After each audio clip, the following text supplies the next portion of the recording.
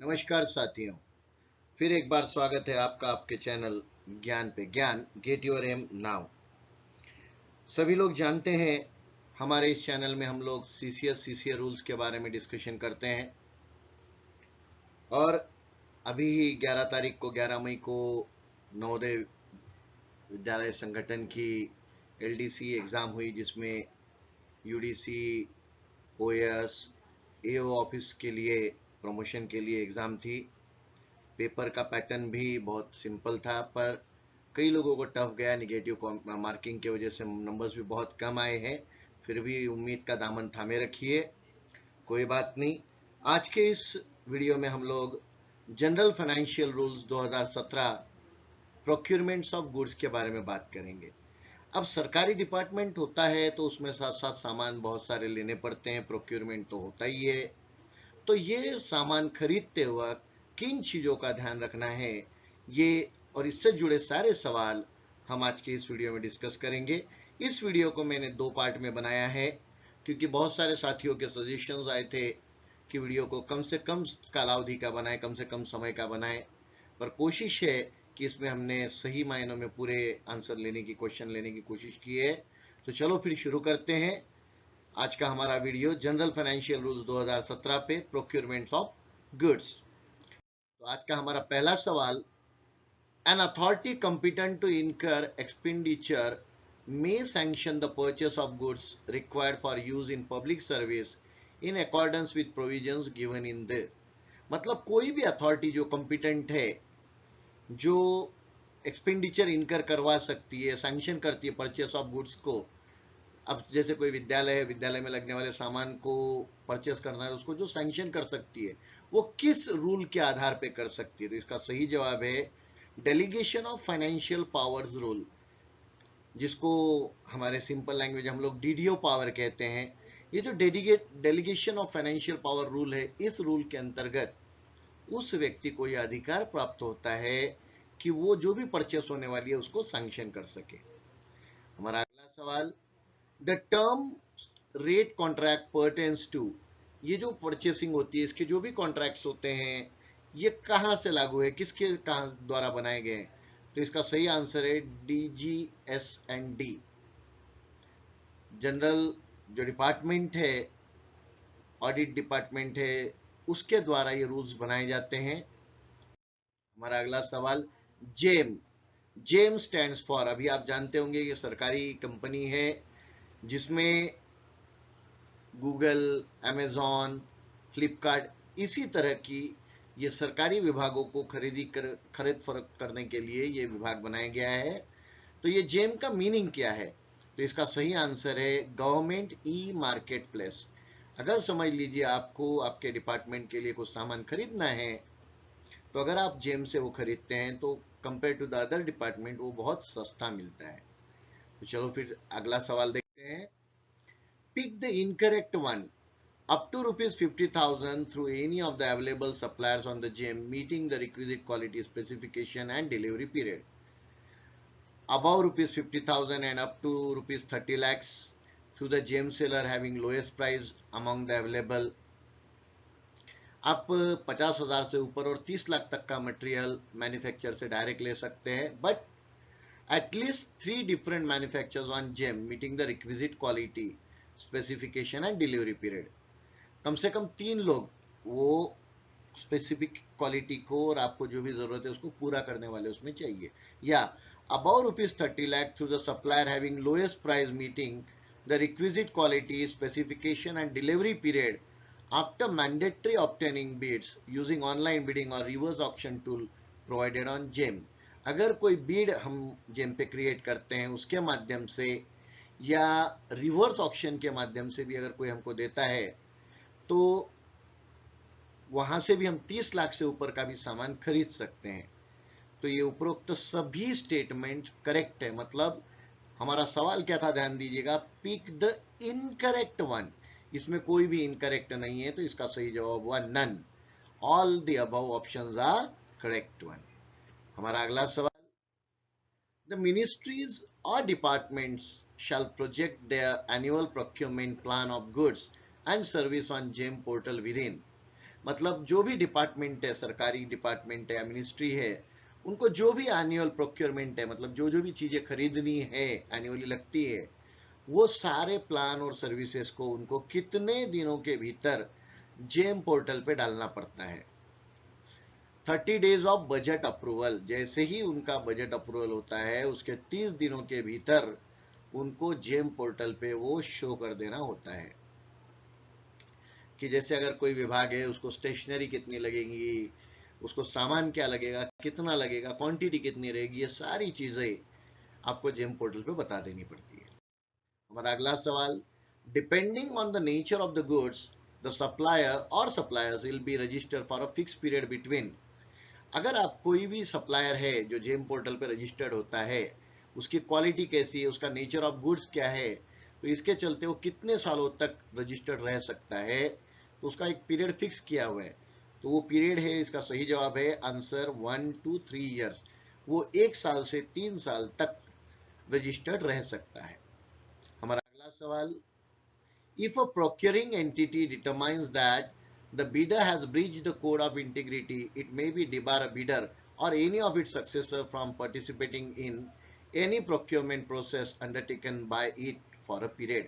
अगर समझ लो किसी ने बीड को ब्रीच किया है, कोई बिडर है, उसने ब्रीच किया है, वो उसने रूल्स को फॉलो नहीं किया, रूल्स को तोड़ा है, या उसके द्वारा किसी कंपनी, उसी की कोई सहायक कंपनी ने रूल को तोड़ा है, तो उसको कितने सालों के लिए बैन कर सकते हैं बीडर को या उसकी कंपनी को, तो उसका सही जवाब है नॉट एक्सीडिंग 2 ईयर। 2 साल से ज्यादा उसको बैन नहीं कर सकते।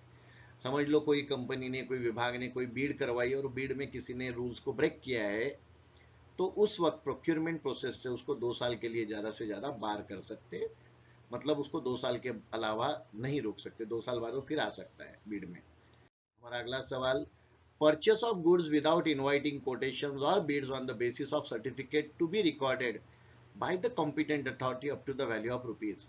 मतलब अगर आप कोई सामान खरीद रहे हैं और कोटेशन नहीं मंगवाया, विदाउट कोटेशन है, और बीड भी नहीं करवाई, तो सर्टिफिकेट के भरोसे पे आप कितने हद तक का, कितने प्राइस तक का सामान खरीद सकते हैं, जिसमें आपको सर्टिफिकेट की भी जरूरत नहीं है, कोटेशंस की भी जरूरत नहीं है। तो इसका सही आंसर है ₹25,000। 25,000 तक का सामान आप विदाउट कोटेशन, इन्विटेशन और बीड्स के ले सकते हैं। हमारा अगला सवाल, purchase of goods without inviting quotations और bids on the basis of certificate to be recorded by the competent authority up to the certain has been given in GFR under rule. अभी की एग्जाम में ऐसे ही सवाल आए थे कि general financial rule के कौन से कलम के अंतर्गत आप बिना कोटेशन मंगवाए भी सामान खरीद सकते हैं, तो इसका सही जवाब है option number 4, GFR rule number 154 के तहत आप कोटेशन या बीड करवाए बिना भी सामान खरीद सकते हैं। हमारा अगला सवाल, purchase of goods on each occasion may be made on the recommendation of a duly constitution local purchase committee costing.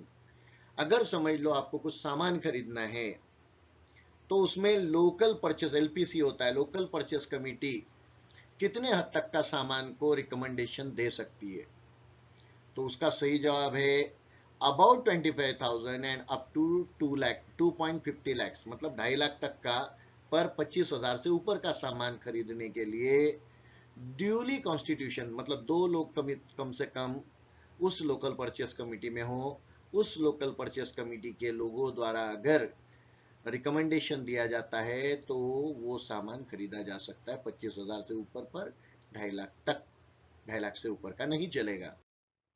हमारा अगला सवाल, purchase of goods on each occasion may be made on the recommendation of a duly constitutional local purchase committee LPC has been referred to in GFR under rule. जो local purchase committee द्वारा अभी हमने देखा कि 25,000 से ऊपर और 2.5 लाख तक का सामान वो खरीद सकते हैं, तो ये कौन से रूल के अंतर्गत खरीद सकते हैं, तो इसका सही जवाब है जीएफआर रूल नंबर 155। जीएफआर 155 के अंतर्गत कोई भी विभाग लोकल परचेस कमेटी द्वारा रिकमेंड किए गए सामान को ले सकती है, पर 2.5 लाख तक का। हमारा अगला सवाल, state whether true or false it is desirable, however not mandatory, for all ministries or department of the central government, their attached and subordinate offices and autonomous bodies to publish their tender inquiries, corrigenda thereon, and details of bid award on the Central Public Procurement Portal. मतलब कोई भी विभाग, चाहे वो autonomous हो या किसी ministry के अंतर्गत आता हो, उसको अपने जो भी उन्होंने परचेस किया है, बीड की है, टेंडर किए है, उसके details central public procurement portal पे डालनी ही पड़ती है। मतलब ये फॉल्स नहीं है, ये ट्रू है। इसका सही जवाब है ये फॉल्स है कि whether true or false it is desirable, however not mandatory। ये नॉट मैंडेटरी, यहाँ पे ध्यान रखिएगा, ये नॉट मैंडेटरी नहीं है, ये मैंडेटरी है।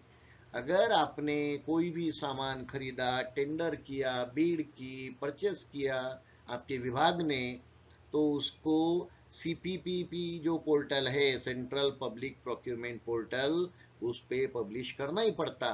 पर ये सवाल में क्या कहा गया, यहाँ पे ट्रिक है, नॉट मैंडेटरी। ये ट्रू है कि फॉल्स है, तो ये फॉल्स है, इट इज मैंडेटरी। ये मैंडेटरी होता है, आपने अगर कोई सामान खरीदा तो आपको बताना ही पड़ेगा उस पे, या बीड करवाई तो भी। हमारा अगला सवाल, it is mandatory for ministries और department to receive all bids through e procurement portals in respect of all procurements. This instruction will not apply to procurements made by ministries departments through DGSD rate। अगर जो DGSD rate से अगर आपने सामान लिया है तो आपको कोई भी जरूरत नहीं है कि बीड्स वो ई प्रोक्योरमेंट से ली जाए। मतलब एक बार अगर किसी के रेट्स फाइनल हो गए हैं, उस रेट से अगर आपने सामान ले लिया है, DGSD रेट से अगर आपने सामान ले लिया है, तो आपको ई प्रोक्योरमेंट, ई बिडिंग की कोई जरूरत उस विभाग को नहीं पड़ती। हमारा अगला सवाल, advertise tender inquiry should be resorted for procurement of good of estimated value of rupees. Advertise tender inquiry should be resorted, मतलब जो सामान आपको किस हद तक का सामान खरीदना है जिसके चलते एडवर्टाइज टेंडर इंक्वायरी को आप रिसॉर्ट कर सकते हैं। तो इसका सही जवाब है 25 लाख, 25 लाख एंड अबाउ। 25 लाख तक के ऊपर के सामान के लिए आपको टेंडर इंक्वायरी रिसॉर्ट आप कर सकते हैं। हमारा अगला सवाल, और ये आज का आखिरी सवाल है, CPPP stands for Central Public Procurement Portal. अभी अभी हमने देखा, इस पे सारी आपको प्रोक्योरमेंट की डिटेल्स डालनी होती है। सॉरी, ये आखिरी सवाल नहीं है। हमारा अगला सवाल, ordinarily from the date of publication of the tender notice or availability of the bidding document for sale, document जो सेल के लिए मिलता है, whichever is later the minimum time to be allowed for submission of bid should be। मतलब आपका tender notice paper में आ गई, या आपने जो बिडिंग डॉक्यूमेंट फॉर सेल के लिए डाल रखा है, तो कितने दिनों तक, मिनिमम कितने दिनों का टाइम अलाउ किया जाता है वो सामने वाले व्यक्ति को टेंडर भरने के लिए या बिड ऑफर करने के लिए। तो उसका सही आंसर है 3 वीक्स। 3 हफ्ते का समय उसको देते हैं बीड ऑफर करने के लिए या टेंडर भरने के लिए। मिनिमम 3 हफ्ते का समय उसको दिया जाता है। हमारा अगला सवाल, where the bids from abroad are also be obtained the minimum period should be kept as. अगर किसी मैटर में फॉरेन कंट्रीज से भी बीड अगर आने वाली है, तो वो पीरियड कितना हो सकता है। अभी हमने देखा कि बीड्स को, लास्ट स्लाइड में देखा था कि बीड्स मिनिमम 3 हफ्ते का पीरियड उसको देते हैं, पर अगर फॉरेन से भी अगर बीड आ रही है तो उस सूरत में 4 weeks for both domestic and foreign bidder. जिस बिडिंग में डोमेस्टिक और फॉरेन बीडर दोनों हैं, तो उस हद में 4 हफ्ते का समय टेंडर प्रोसेस के लिए या बीड प्रोसेस के लिए दिया जाता है। ये ध्यान में रखना है। अगर सिर्फ इंडियंस आने वाले हैं, मतलब डोमेस्टिक ही है, तो 3 हफ्ते, पर अगर इंडियन और फॉरेनर्स दोनों हैं तो 4 हफ्ते का समय देना पड़ता है। हमारा अगला सवाल, लिमिटेड टेंडर इंक्वायरी में be adopted when estimated value of the goods to be procured is used up to rupees। Limited tender inquiry, LTE जो होती है, लिमिटेड टेंडर इंक्वायरी, ये किसके लिए लागू होती है? तो ये 25 लाख तक के टेंडर के लिए, 25 लाख तक का अगर हमको सामान लेना है तो लिमिटेड टेंडर इंक्वायरी इसके लिए लागू हो सकती है। हमारा अगला सवाल, copies of the bidding document should be send directly by speed post और रजिस्टर्ड पोस्ट और कुरियर और email to firms which are born on the list of registered suppliers for the goods in question under। हमने किस, मतलब अगर हमारा bidding successful हो गया तो जो भी बिडिंग के डॉक्यूमेंट्स है वो हमको ईमेल से, पोस्ट से या रजिस्टर्ड पोस्ट से या कुरियर से भेजने पड़ते हैं। पर ये किस टेंडर प्रोसेस में भेजने पड़ते हैं? तो जब वो टेंडर लिमिटेड टेंडर इंक्वायरी है, मतलब 25 लाख तक का टेंडर है, तो उस केस में हमको ये रजिस्टर्ड कुरियर से या सब ईमेल से उसको भेजने पड़ते हैं डॉक्यूमेंट्स बिडिंग के। हमारा अगला सवाल, the number of supplier firms is limited tender inquiry should be. अगर एलटीसी लिमिटेड टेंडर इंक्वायरी की गई है, हमने लिमिटेड टेंडर डाला है, तो उसमें नंबर ऑफ सप्लायर्स कितने होने चाहिए? मोर देन 3, 3 से ज्यादा। फिर वो 4 भी चलते, 5 भी चलते, पर 3 से ज्यादा हो। हमारा अगला सवाल, purchase through limited tender inquiry may be adopted even where the estimated value of the procurement is more than 25 lakh in the following circumstances except 25 lakh तक की से ज्यादा सामान लिमिटेड टेंडर इंक्वायरी में ले सकते, पर निम्नलिखित में से कौन सी चीज उसमें लागू नहीं होती? Except the goods under procurement is of high value and delicate nature. अगर आप 25 लाख तक से ज्यादा का सामान ले रहे हो और वो procurement is of high value है और वो डेलिकेट सामान है, तो वो लिमिटेड टेंडर इंक्वायरी में नहीं आता। हमारा अगला सवाल, proprietary article certificate is applicable in. ये जो प्रोप्राइटरी आर्टिकल सर्टिफिकेट होता है, ये किस बिडिंग में लागू होता है? एलटीई में नहीं लगता है, एडवर्टाइज टेंडर इंक्वायरी में नहीं लगता है, टू बिड इंक्वायरी में नहीं लगता है, तो ये लगता है सिंगल टेंडर इंक्वायरी में। हमें लगता है सिंगल टेंडर इंक्वायरी में प्रोप्राइटरी आर्टिकल सर्टिफिकेट की जरूरत पड़ती है। हमारा अगला सवाल, an online real-time purchasing technique utilized by the procuring entity to select the successful bid, which involves presentation by bidders of successively more favorable bids during a scheduled period of time and automatic evaluation of bids is called। जब किस process को, मतलब online real time purchase technique जो utilise होती है, जिसमें जो successful bidder है वो अपना प्रेजेंटेशन देता है by bidders of successively more favourable bids during a schedule period of time, उसको जो टाइम दिया उसमें वो अपना प्रेजेंटेशन देता है, and automatic evaluation of bid is called electronic reverse auction. आजकल सभी गवर्नमेंट डिपार्टमेंट इस पे ही ज्यादा जोर दे रहे हैं, क्योंकि इसमें बहुत फर्क पड़ता है। रिवर्स ऑक्शन में सामान के रेट्स बहुत लो हो सकते हैं। हमारा अगला सवाल, state whether true or false maintenance contracts of suitable period either with the supplier of the goods or with any other competent firm, not necessarily the supplier of the subject good, is are especially needed for sophisticated and costly equipment and machinery। Maintenance का जो contract होता है उसमें जरूरी नहीं है कि वो सप्लायर ही हो, सप्लायर को भी दे सकते हैं या कॉम्पिटेंट दूसरी फर्म है, तो वो they are specially needed for sophisticated and costly equipment and machinery. कि उनके पास एकदम सोफिस्टिकेटेड कॉस्टली मशीनरी हो, ये जरूरी नहीं है। क्या ये स्टेटमेंट सही है या गलत? तो ये सही है।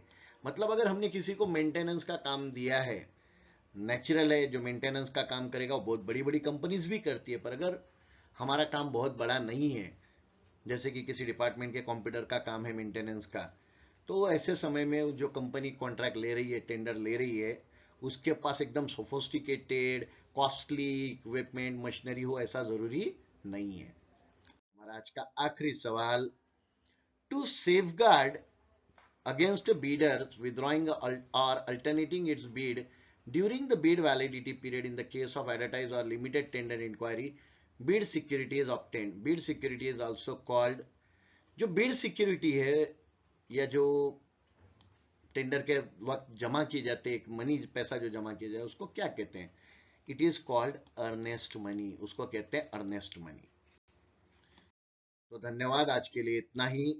अभी तक अगर आपने मेरे चैनल को सब्सक्राइब नहीं किया है तो सब्सक्राइब करिए, लाइक करिए, शेयर करिए अपने साथियों में, ताकि आप जैसे और भी लोगों का इससे फायदा हो सके, और भी लोगों तक हमारा ये ज्ञान गेट योर एम नाउ ये चैनल पहुंचे। इसी शुभकामनाओं के साथ आप आने वाली सभी परीक्षाओं में बढ़िया से परफॉर्म करें, इसी शुभकामनाओं के साथ धन्यवाद। Thank you. Press the bell icon button. Thanks for today.